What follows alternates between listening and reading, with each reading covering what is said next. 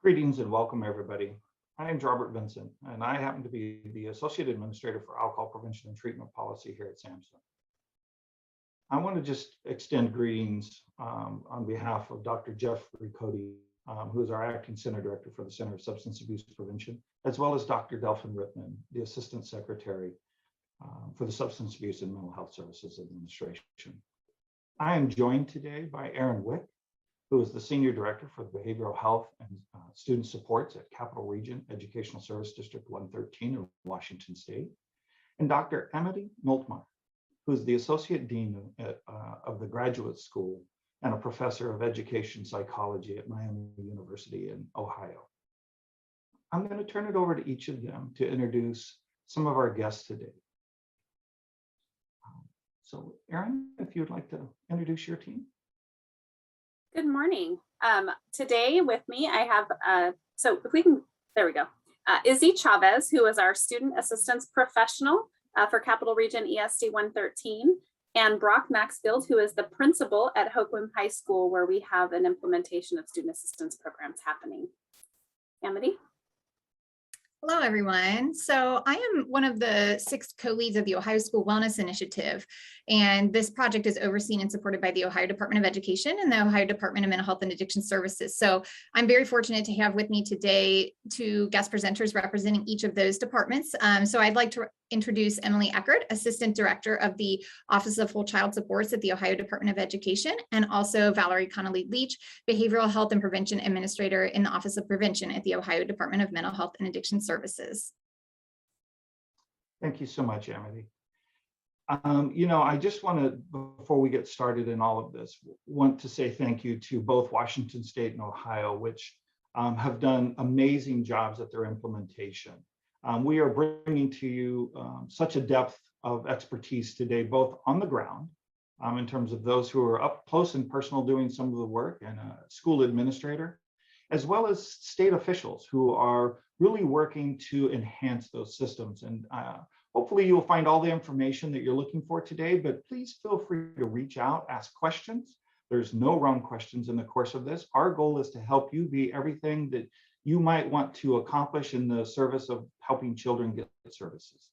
Today, we're hoping to cover a little bit about funding history and opportunities for setting up student assistance services, integration and other service initiatives like multi-tiered systems of support, school climate improvement, violence prevention and safety planning, challenges and barriers that you may need to overcome in achieving implementation of a student assistance program and achieving school commitment, how to create a student assistance team and all of the aspects that go along with that, as well as selecting the right service delivery model.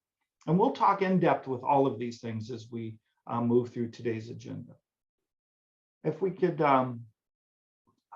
just sort of share with you, this is the second of 5 webinars that we're doing as a part of a series on student assistance.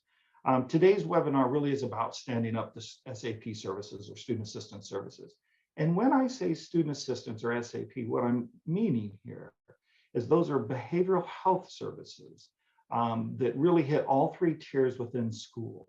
And we'll talk more about that and explain that a little further as we get going today. So with that, if we can start with our first polling question today.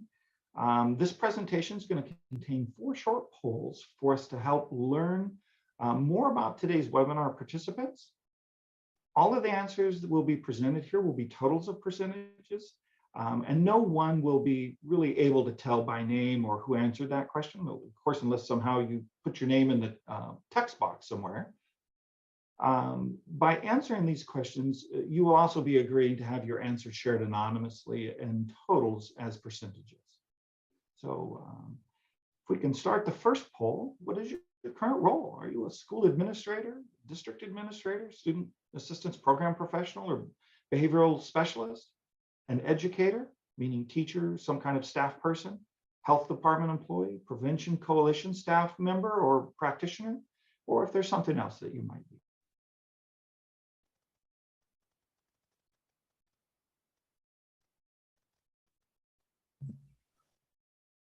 That's why we have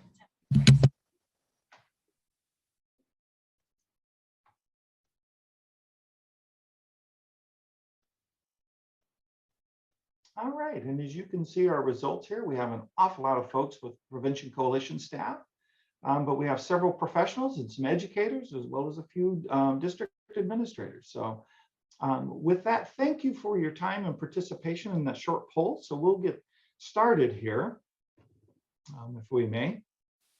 So the next poll question we're going to ask you is, do you currently have, there we go.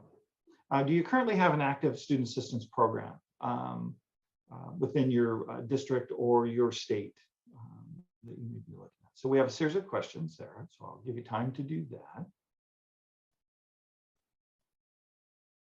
And again, not all questions always perfectly fit, but select the best question that fits for you.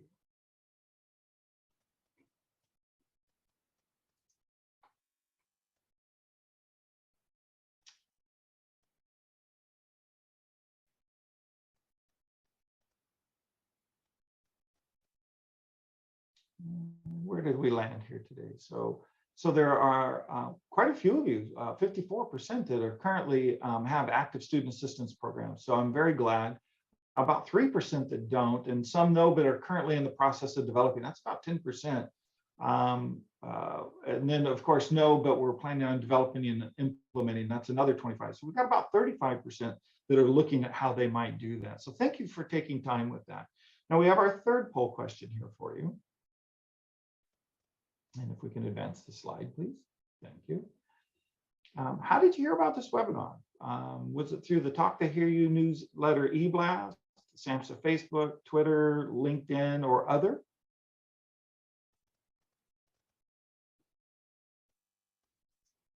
And I do apologize for all the upfront questions, but we are trying to better understand the audience so we can tailor things to best meet your needs and communicate with you. So.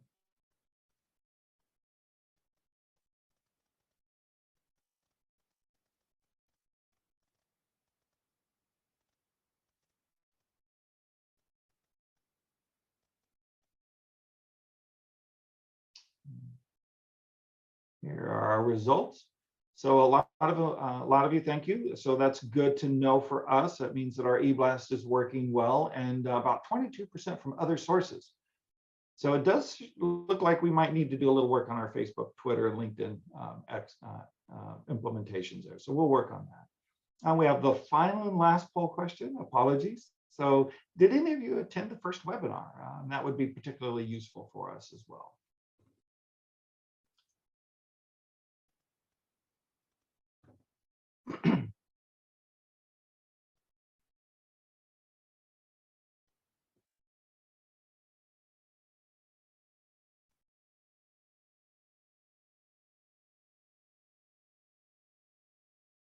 All right.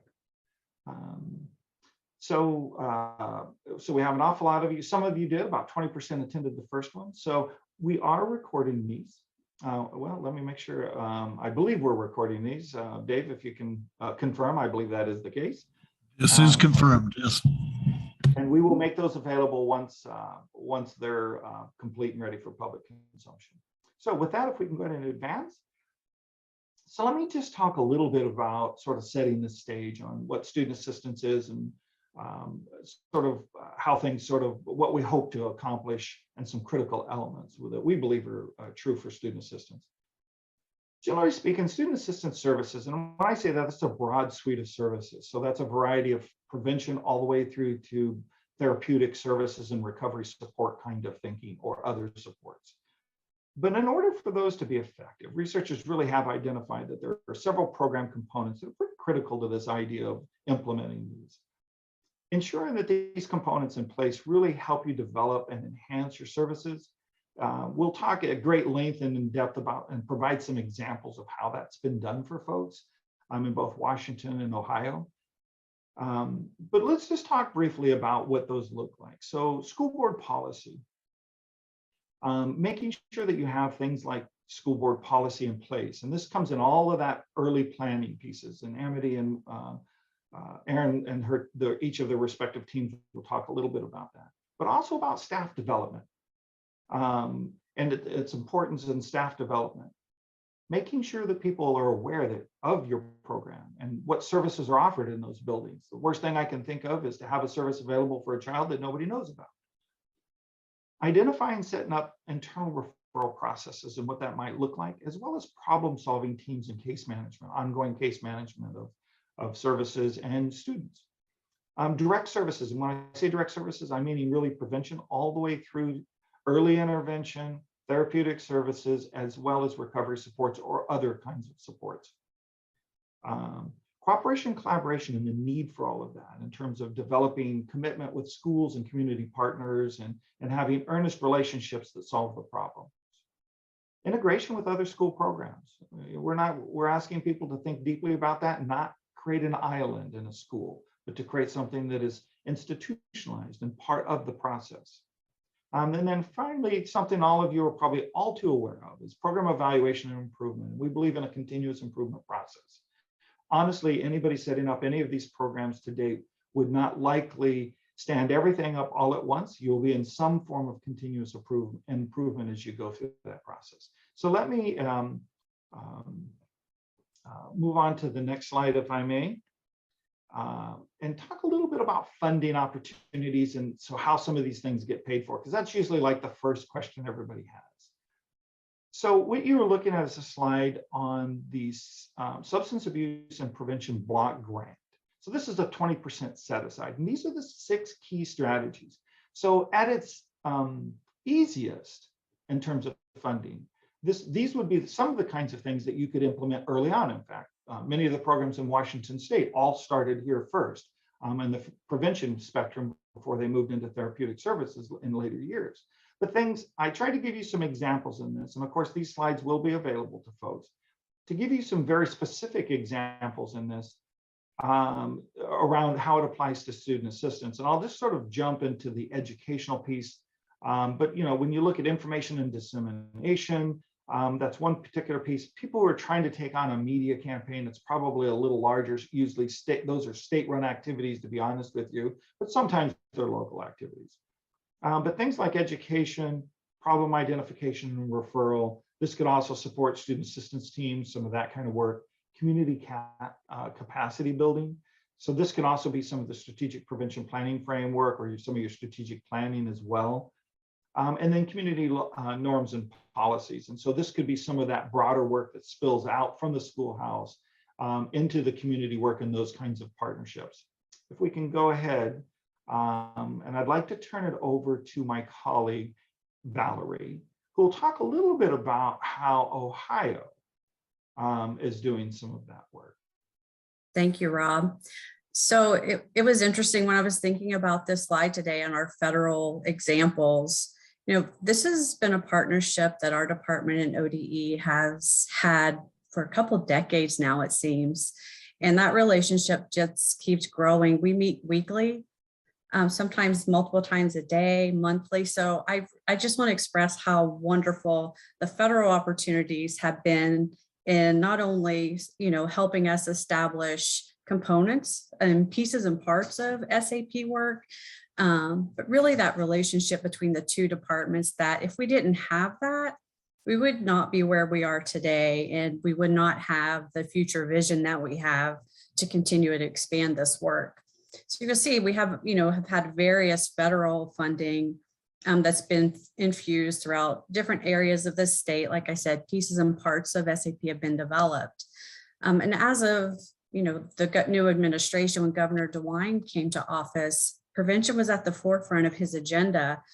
He infused over $18 million in state funding to a K-12 prevention initiative that, again, we partnered with ODE, our local mental health and recovery services boards, in the schools and districts within those board areas to really enhance those school community partnerships, where boards work directly with their school partners to do self-assessments, looking at what services were being provided, what were those gaps, and then what programs, strategies they wanted to implement to enhance either what was existing or to bring in new services to address the mental health and wellness of their students.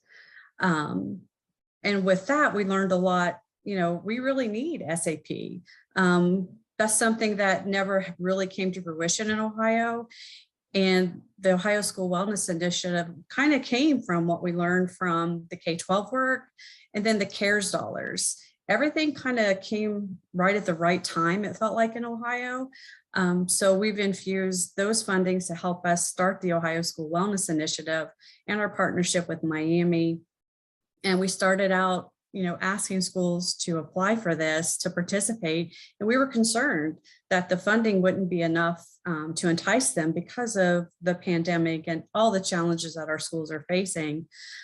We had over 200 schools apply.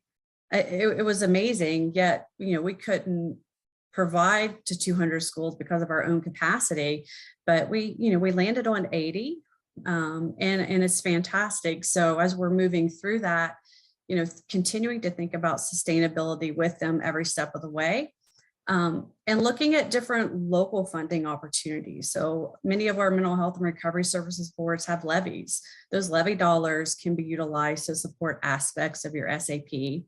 And over the past few years, we've been building more relationships at the state and local level with philanthropic organizations, because those philanthropy groups are really invested in prevention, behavioral health, recovery supports, the continuum, and are really growing to be great partners at the local level.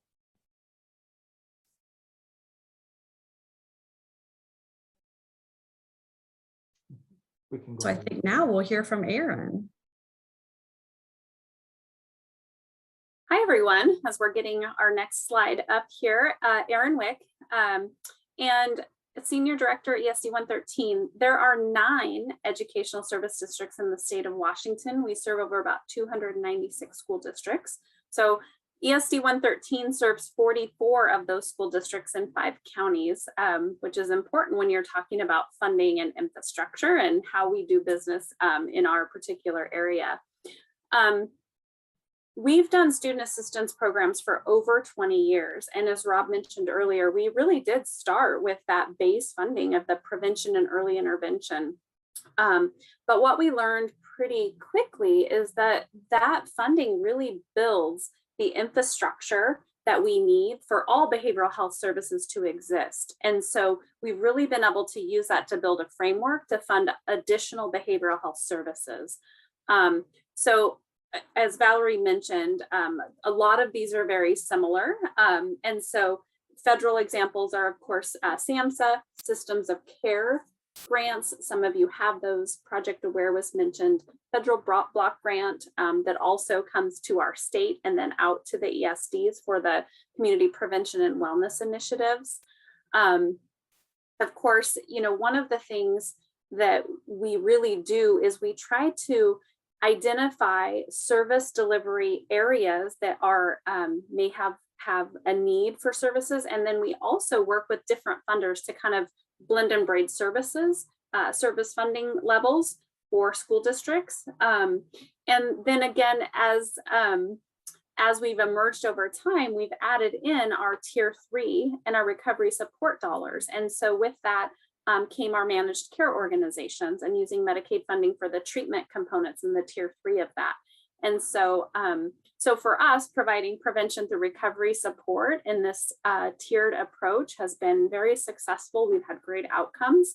But again, it's really talking to, any partner and really trying to make sure that you are using data to have those communications and think about sustainability. Because again, we've really gotten less grant focused and only really applying for grants that we can build the infrastructure, but also have a sustainable partnership in the future. And so that's been really effective for us to look at that in a little bit different way. Next slide. So it's super important to work with other school initiatives. We don't want our student assistance programs to exist within a school building on an island, as Rob said.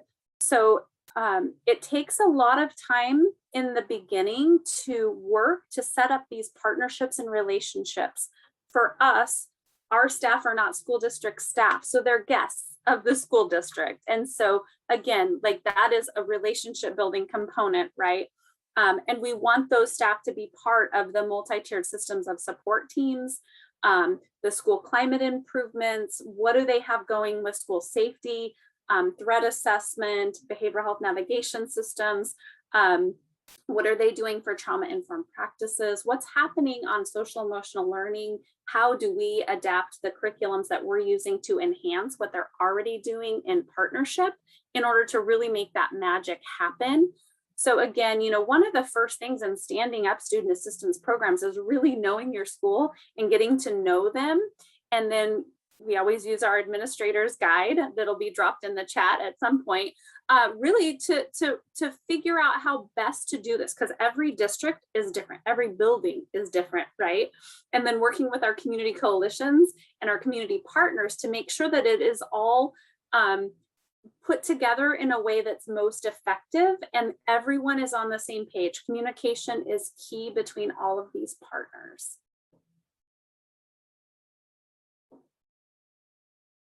For us, we have been building a system of care for quite a while, and we've been successful at getting some legislative funding to create school safety centers, to create a MTSS coach that supports our school districts. That's an ESD employee.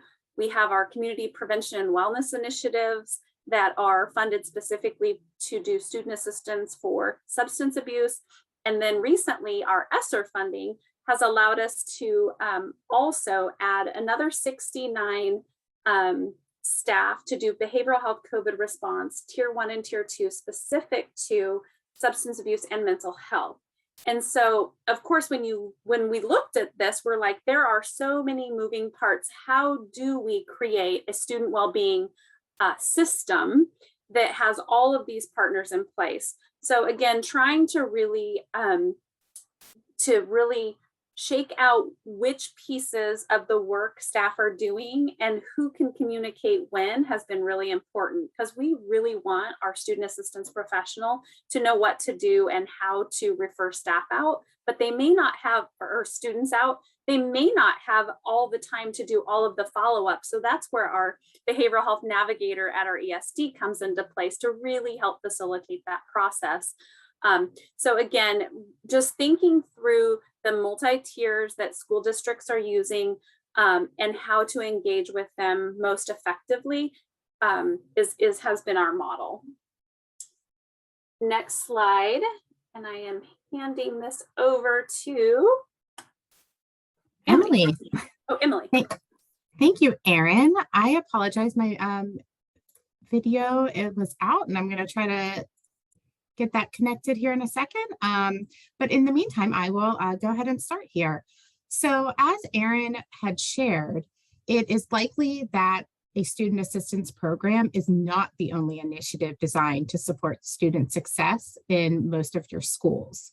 Schools are likely trying to implement and balance at least a few of these other initiatives like those shown, and likely many other ones. So we have listed restorative practices, social and emotional learning as examples, but as Erin had even mentioned, many others that were not on the list, such as threat assessment teams or others.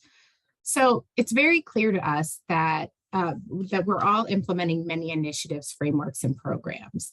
What we believe in Ohio is that student assistance programs can contribute to success even further, but in order to be successful, it's important to consider their integration and alignment with the other initiatives so that, as Rob mentioned, an island, or that it's not just another program, or that these different initiatives are not working in silos.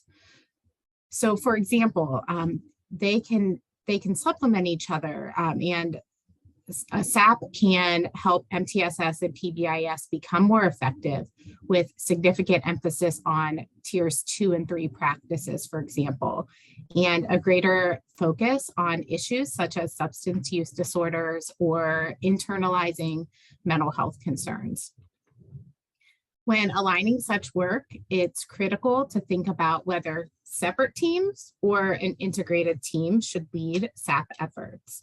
And in Ohio, we actually have a separate, suggest that SAP teams do a separate training to consider and as they're creating their structure.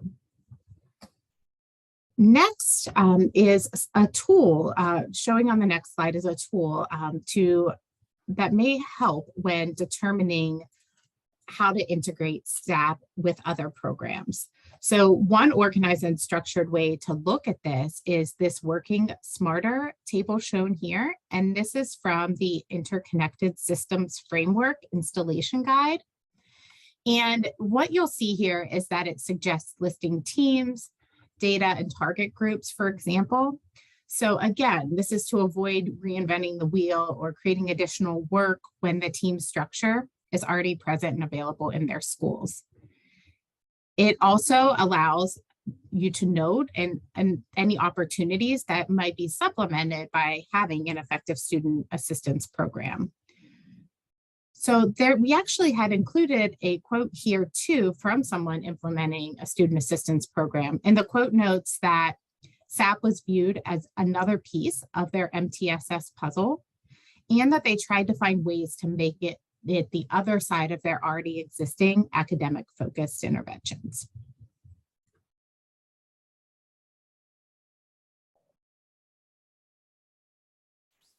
And so we know anytime we're trying to, enhance, bring something different with schools around behavioral health and wellness, we have to get buy-in at all levels.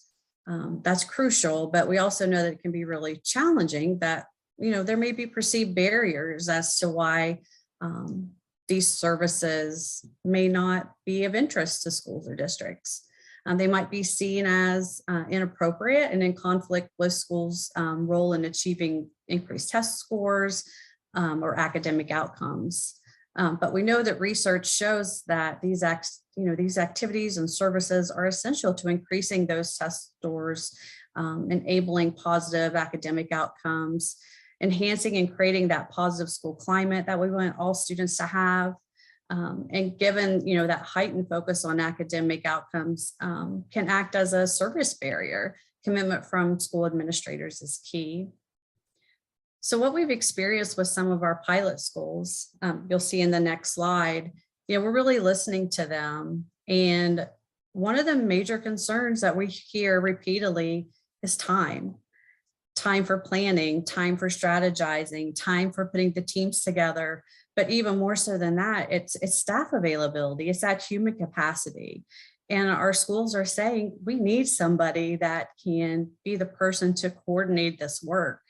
So we're really listening to that. And we're currently, exploring ways that we could provide additional funding, supports, and technical assistance to positions like that within some of our pilot schools. Some other immediate efforts to help with the time issue is that the team has developed a series of pacing guides to really kind of hone in on some of those step-by-step pieces, because the resources can be overwhelming. If you're trying to set this up and you're looking at the big picture, there's a lot of pieces, it's a lot of things. So really narrowing some of that down, providing that intensive training and technical assistance hands-on with the schools. We have regional partners working in schools directly, providing that support, trainings that are easily accessible to them, and really meeting them where they're at and listening and providing that ongoing support that they need.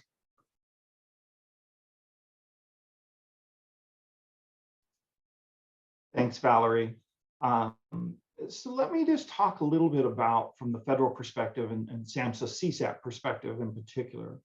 One of the things for many states, and many of you are very familiar with the Strategic Prevention Planning Framework, but what I would offer in that is that many of the things that both Aaron, Valerie, and Amity have spoken to, and Emily as well, it really comes down to the strategic planning piece. And it's placed here really because I wanted you to hear all of those other pieces and then sort of punctuate a little bit the importance of this sort of strategic planning idea to get to the things that they're talking about.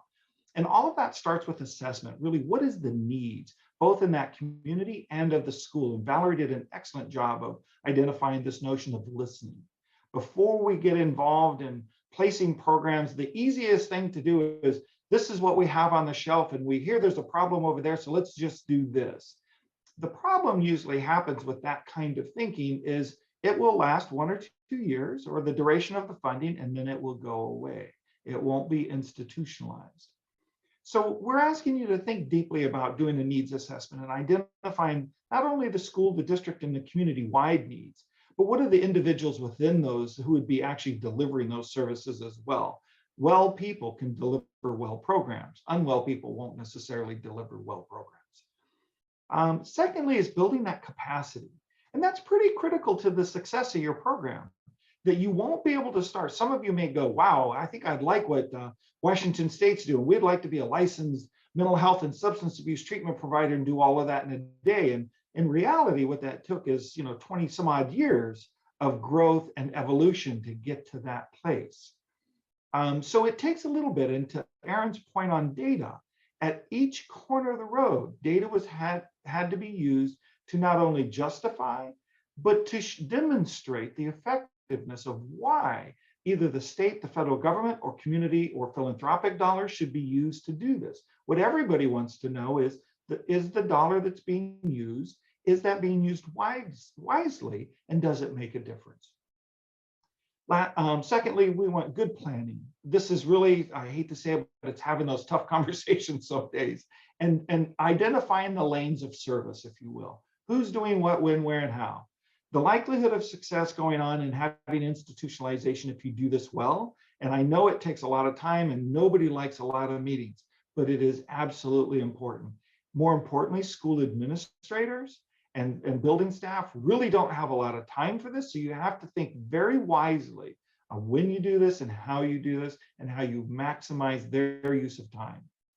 Lastly, and I shouldn't say lastly, the next phase of this is implementation. And this is really that aspect of where the rubber meets the road. This is the services. This is that idea of what are we thinking we're going to do? And this is the phase. I just throw up a cautionary flag. Please don't jump to this step. It's very, lots of people often want to jump right to the step and skip everything else, but that would be a critical mistake.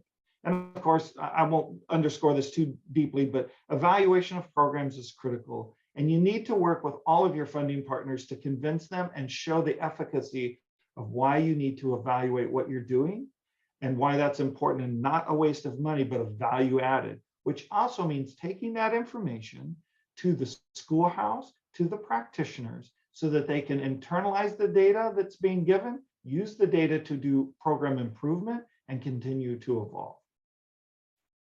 Now let me pass it over to Emily, who will give us some examples of teaming and some of that other work.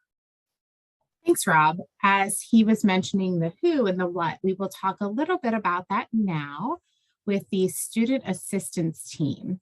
And the student assistance team is a set of team members who are trained in SAP processes, and they receive referrals, gather information, and develop strategies to remove barriers to learning, link students to interventions, and provide supports and follow-up. That team should meet regularly to review cases and invite relevant stakeholders to problem-solving meetings. Teaming can help offer mutual support and actually reduce stress and improve problem solving because there are more individuals involved. And as with all team, it's very important to have clear roles and processes which are crucial to being effective. The image provided here illustrates the team roles and how they're all interconnected. Roles should include the facilitator, coordinator, reporter, and community liaison as a few examples that we have in here. Next, we'll talk about building your SAT, and this snapshot represents that.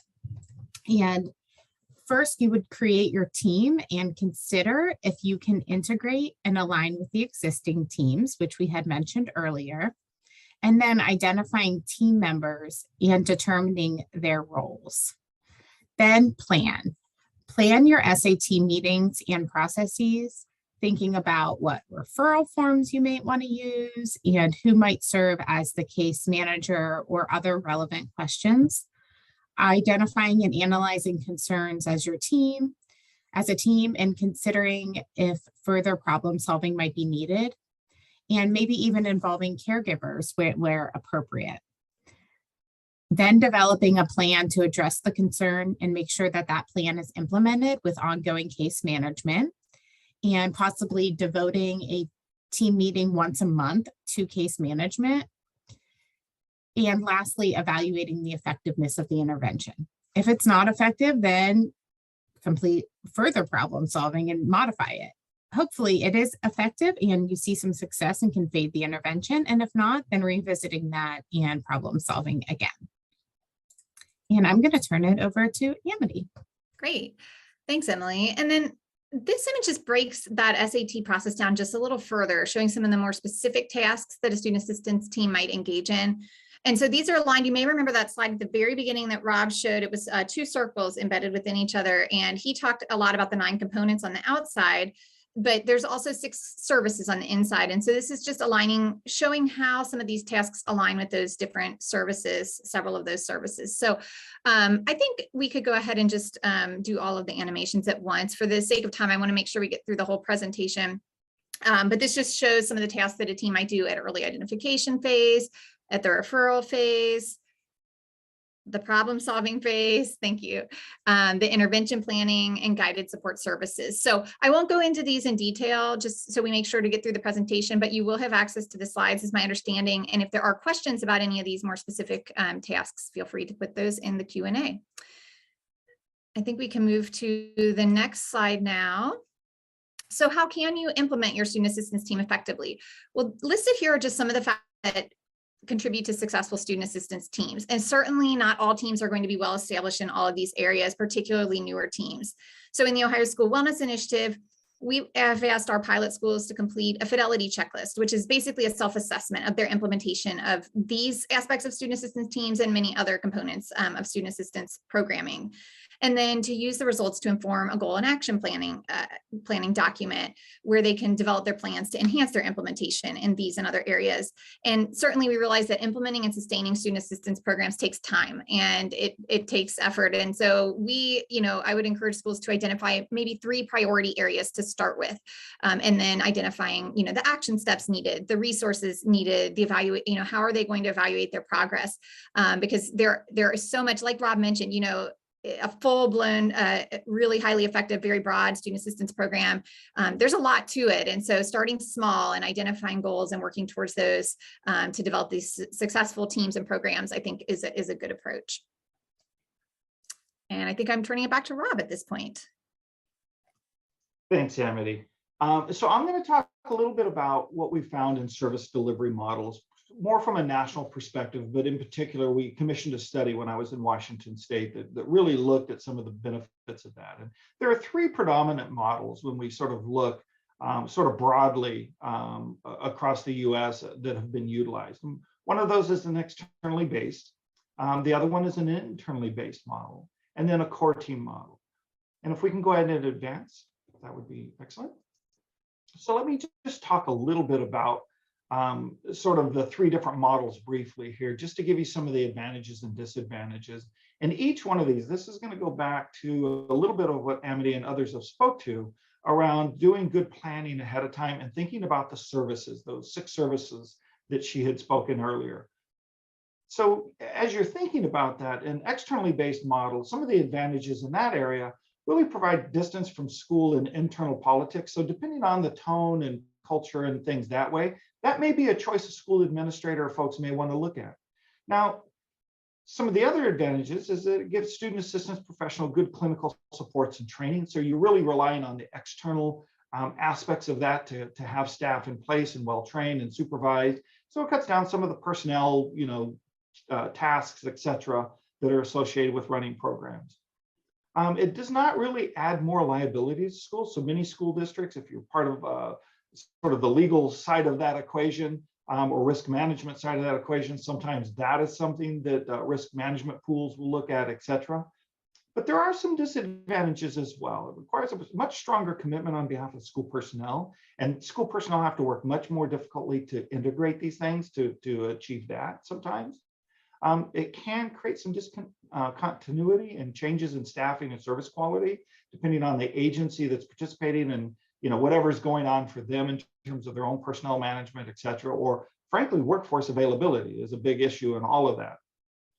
Potential exclusion from school personnel in the delivery of those services, and then sometimes confidentiality regulations can create a little bit of a challenge. So if we can advance one, please. So on the internally based model, so student assistance professionals tend to be viewed as a part of the school and the team. I think when you hear from Izzy and Brock, you'll hear some of that information. Expertise is provided by addiction and mental health specialists largely, but not all cases, but in many cases, depending on what you're trying to do.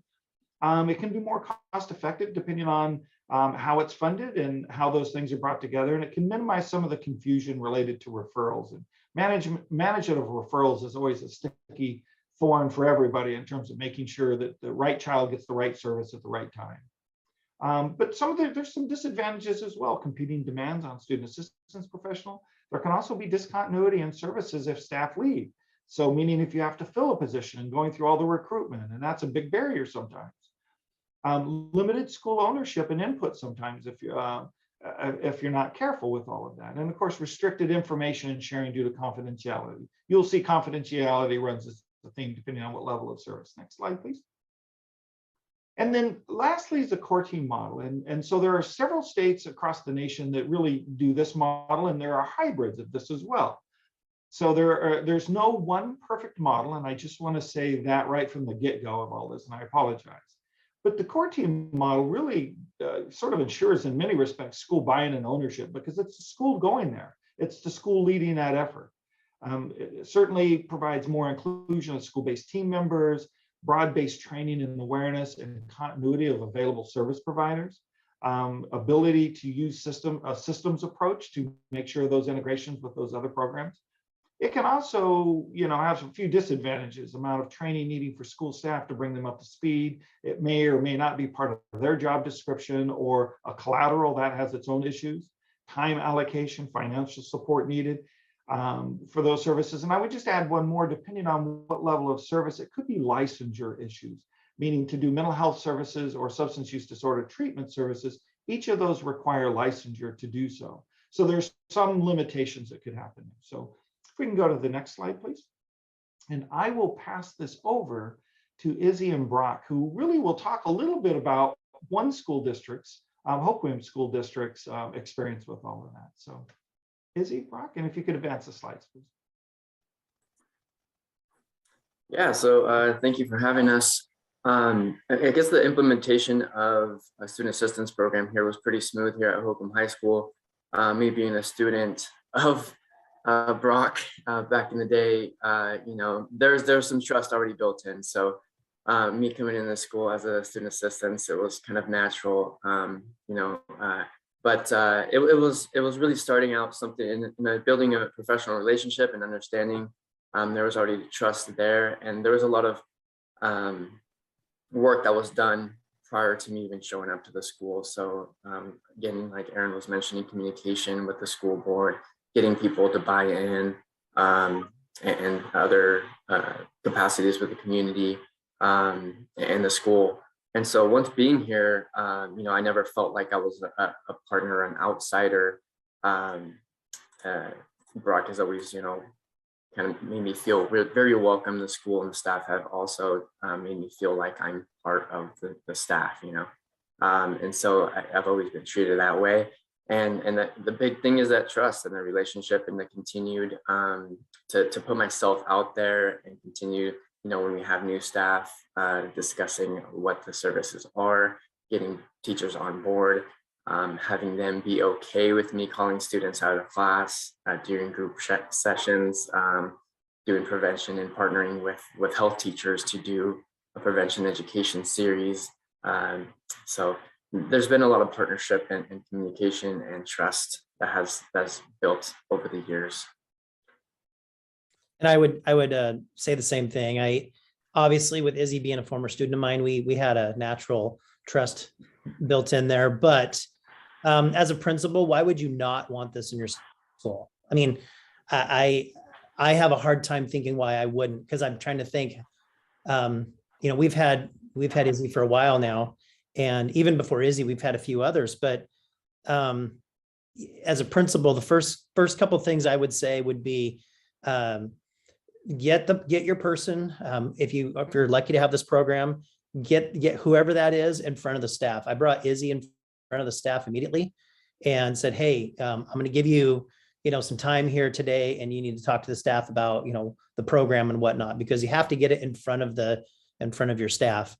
This was mentioned earlier. I can't remember who mentioned it, but students, I don't have problems with students being pulled from class to do this. It's not all the time, but I think it's important because if you think about a lot of our students are surviving right now, right? They're not thriving. And so we need to help them. We need to help them along with that process. Students that are just in survival mode, they're not learning to their fullest capacity when they're in that anyway. Some of the others, I was trying to write down some things that Izzy's involved in, and it's a ton. Izzy's involved. He works closely with our Indian education coordinator, our homeless liaison, our ELL person, our counseling department. He's also on our My Town coalition, which is, I think that was alluded to earlier, how there's a community coalition connected to this. He actually goes into classes. He works with our Hope Squad a lot with our Hope Squad. We had about 5-6 years ago, we had about 4 suicides that hit us in about a year and a half. And so we partnered with that. So anyway, Izzy is involved with all of those things. And I don't see how like I said, it's only been a benefit for our school. It's only been a benefit. So I highly suggest this process, the SAP process.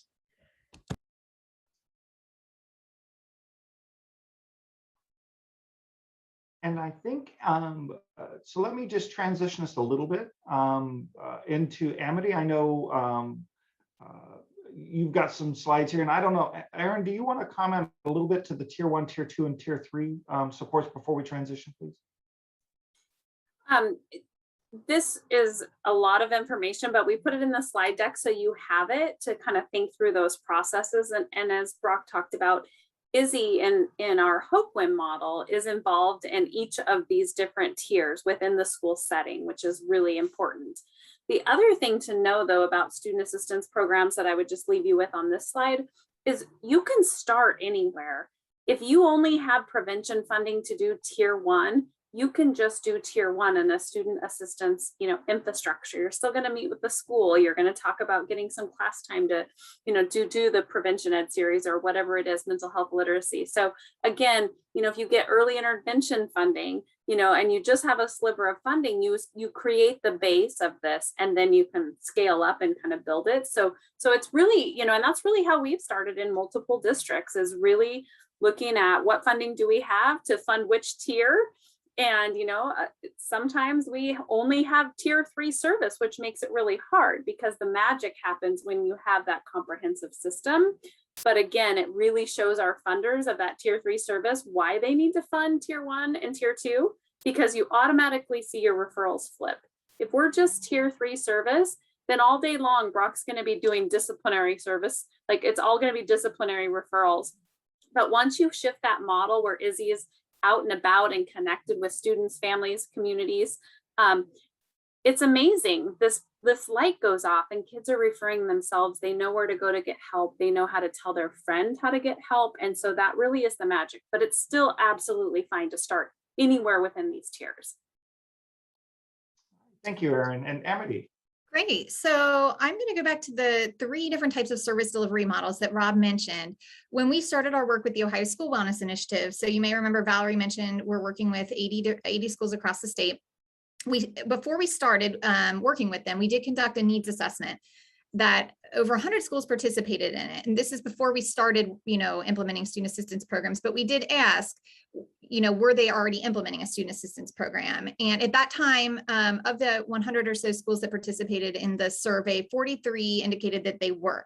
So I just put this table up here just to show you that, and we defined what each of the service delivery models were. We provided a definition. And so as you can see up here, there were a mix of different models being implemented at that time. And we have not re-implemented the survey with all of our pilot schools now, but anecdotally, what I would say is that I think the mix is just as diverse, if not more diverse. And to me, this variability is really an asset based on the way that services are provided in Ohio. I think it's an asset rather than a weakness. It shows that schools have done what our project team has suggested, which is really to consider the advantages and limitations of all three models relative to their own local practices, needs, and resources. So the way that we're approaching this with the Ohio School Wellness Initiative is that, they should be engaging in some collaborative and strategic planning to determine, which of these models will be best in their local setting, and then to work with that within that model. Well, let me just say here, thank you to all of you. All of you bring just an amazing amount of expertise and wealth to this conversation today. And that's really what I had hoped for, and what I'd hoped to be able to give the folks that are on the webinar today. I'd like to open it up for questions. We've got about 10 minutes. And if we can answer some questions, and of course, this is only one moment. You can email questions in should you have them, or any number of processes you would like. So we'd just like to answer your questions as we can now. So let's go ahead and open it up to see what we have here. So I see one. What would you say to somebody who thinks SAPs is not substance use prevention, specifically primary prevention strategy? It's too downstream. Well, let me open that up to Amity, maybe Valerie as well, or Emily, if one of you'd like to check it, and then I'll chime in if needed. I think one of the slides that was shared, I think Aaron, maybe one of Aaron's slides, it shows clearly how SAP is the continuum of prevention. It's a continuum of treatment, like it's the full continuum of care from our lens. And you have to invest in all aspects of that continuum within the SAP in order to really have that individual impact, that systemic impact, even to reach the community to have that level of impact. I think you have to address the continuum, and the primary prevention is critical to all of this work, and it can't be left out. I would also, just to add on to what Valerie said, first, I'd say it absolutely is prevention in its most holistic form. And if you're lucky enough to have a student assistance professional, not only are you delivering prevention, but you're also delivering a relationship. And that relationship is key to our children's success in not using substances, and to being able to access care when they need it, and to be able to regulate and understand those signs and symptoms for them. So really, like the student assistance program, the model sets that infrastructure to which they can implement lots of different evidence-based practices. Those sit within the system. So if my funder comes and says, I would like to fund you to implement a life skills curriculum within the school, Izzy's going to train, understand that program, learn it, and we're going to deploy that within that system, right? And so whatever kind of evidence-based practice a funder may have that they feel is prevention, then we can explore that and how it sits into the framework to really provide that holistic prevention education. I would just add one more thing. It's really important, if we don't have that front end prevention, we're going to continue to overwhelm our treatment and recovery support staff. So we have to really hone in on that as well. So we alleviate some of that. So there isn't a wait for a young person to get services or for their family to get services. So it's critical to invest in that front end prevention as well. So I'll answer. There's another one that's on the sort of primary prevention spectrum here. Is it considered primary prevention under the block grant? And the short answer to that is yes. The 6 strategies that I held up are actually the 6 strategies from the 20% set aside of the Substance Abuse and Prevention Treatment Block Grant. So those are literally there, and that's a modified version of those strategies to help you also identify the things that would fit under student assistance. So that's quite intentional. So that's the short answer there. We have another one. Somebody had asked the question, which states follow the core team model? It's a mix of states, but I know Pennsylvania in particular is really big on the core team model. But there are other states as well. I just happen to know Pennsylvania in particular, just because I've got friends and colleagues that live there and have been on the various things we've done over the years. Let's see, somebody else asked a question. What would be the best first steps for advocating for SAP within our school district? So let me defer to our experts here. I think I'll speak as a principal. We use the Healthy Youth Survey. That's how this came about in Hoquiam. I hate to say this, but we kind of won the award for having the most problems, most barriers for our students. And, you know, that's based on many different things, incarceration, parents, drug use. You know, I think most of us on here are probably familiar with that. But our students had the highest barriers in our county at the time, or we were one of the top schools. So we used that. We talked with, I think, Aaron, you might have been part of that at that time, and then our local health department. And we sat down and there's the funding part I'm not sure about because that's on the other end, and we sat down with our superintendents and we had this opportunity and we took it. And like I said, it's been nothing but great for us. And so that's kind of where we started. We started with the data, right? And so I think that's important. I second that. I was just getting ready to unmute to say almost the exact same thing, not the examples, but starting with the data and the needs. What are your needs? And then also looking there is research that shows that student assistance programming is effective. So, you know, starting with your own data and identifying the needs, and then also, you know, you may want to provide evidence that in other locations that these types of programs have been shown to be effective in regards to the issues that you're facing in your schools. I would say the other data point that we use, and I don't know if this is just I'm sorry, at the state of Washington, or if this is multiple states, but we use a company called Center for Educational Excellence. And that talks more to the SEL components. Since we've started using that for our data as well, we've also implemented Character Strong within our school.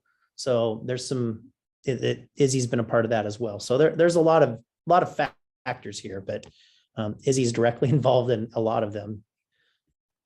And that is exactly what I was going to say, is also just, you know, knowing what the district is interested in, what are their goals and their strategic vision for services, and then being able to really highlight how having a student assistance program is going to enhance and make all of those things better for their system. So kind of back to that integration slide, you know, this isn't just another standalone that they're just going to have to like be bothered by, but really showing and proving them the effectiveness of this blended program that they can have to help support students and families. And not to tag on too much here, but I'd like to add one more piece. You could be the best educator in the nation, but if the child in front of you is not available for your good instruction as a result of substance use or other conditions, that could be anxiety, trauma, that's a whole range of things that could be interfering with that learning process. It won't matter how good of an educator you are. The child that is in front of you is not available for your good instruction. And I think that's the piece that Brock brought out so eloquently, in my view, is that reducing these things is tantamount to success. And that the SAP services should really be parallel to the educational services, which I think has been said here many times. And I think that creates a compelling argument for boards of education, funders such as the Ohio Mental Health and Substance Use Administration, as well as SAMHSA, other funders, whether they be private or, et cetera. Nothing speaks to success like that. And you don't have to go too far in the news cycle today to see where these things all come together. Now, I see we have one more question here. And do you have any recommendations for bringing the board onboard educators with comprehensive SAP development and engagement, especially as educators are stretched thin? I'll just make one small comment and leave it to my other colleagues. It is pretty clear, both in education and the behavioral health workforce these days, that we are having deficits and we're losing people, and everybody is stretched beyond the pale with some of these things. So that being said, I think the trick here, from my view, is persistence. But also, Aaron said this earlier in the conversation. You're an invited guest when you're in a school district. And that is an important framework to be thinking of.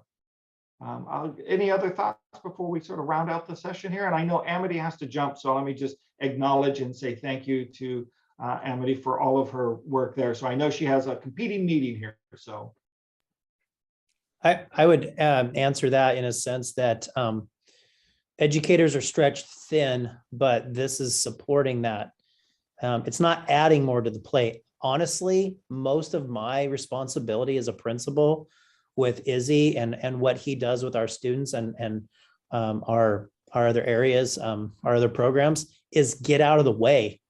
Don't create more barriers for them to work with students, but get out of the way. And I think it's good for me to have that trusting relationship there. The one thing I do want to add is, before we started the process of this as well, we actually did about a year's worth of, I don't want to say training, but we did some professional development around ACEs. So we did add that piece in there so that the staff would have a better understanding of the need to have someone like an SAP come in and support our students. So there was no issue there at all with our staff. And if I could say real quick, talking about the wellness of our educators, a part of our Ohio School Wellness Initiative is incorporating a staff wellness framework. So while we're working in those pilot schools on the SAP, we're also working with them to develop staff wellness resources and initiatives to help their staff. Excellent. Well, I think we are at time. So let me first just say publicly, thank you to all of our guests and speakers today, all of our participants. We are hoping that this has met your needs. If not, please let us know. We are happy to adapt, modify, and change to better help you understand what student assistance could look like and what that might do for you. And please feel free to reach out if there's anything we can do to help either answer clarifying questions on funding or other things. We'd be happy to do so. Just by way of some information, we've got the Student Assistance Guide for School Administrators. It's also combined with, if we can go ahead and advance. It's also, go ahead and please advance, thank you. It's also combined with some Student Resources Guide as a part of the national campaign, Talk They Hear You. And of course, these documents really are designed to help you do some of the things we've talked about, to be planful, have resources to do that. And then that's followed up, if we can advance one more time, please. That's followed up with a 9-minute discussion starter video, which really does some of when some of you were asking the question about, so how do I convince educators or other people? How do I convince Brock that he might want to do this? So we created a 9-minute video that really takes you through and lets you see the importance of all of the people that would be involved in a child, in the student assistance services and involved in that child's life to, and why it's important, from educator to all of the aspects of a school system, if you will. And so with that, we've provided some additional resources, and I just want to thank our guests and speakers for providing some additional resources. Of course, we've got the Talk They Hear You campaign resources. Please feel free to reach out to us and use those. Of course, Prevention First, Student Assistance Guidebook, Pennsylvania Network. Somebody had asked about core teams. That's going to speak very clearly to core team model, if that's of interest. The School Mental Health Quality Guides, the Needs Assessment, Resource Mapping, Early Intervention and Treatment Support Services, and of course, the school-wide universal screening and guidance. So with that, we have our next webinar, which we are planning for. We're planning in January. Webinar 3 will be talking about assessing needs and building capacity, policies, procedures, staff development and teaming, program awareness and partnerships, and the importance of all of those. So I would just like to say thank you to everybody. And if for more information, if you want to reach out to us, please feel free. I would also just tell you that a little link there that's in that particular piece, you can sign up for the SAMHSA Talk They Hear You e-newsletter. Once you're on that distribution list, you're going to be part of about 2,800 people or so that get a monthly newsletter from us with resources. We also do spotlights on various programs and coalitions to show and showcase this good work that's happening in various places. With that, thank you, and we look forward to engaging you in our next webinar.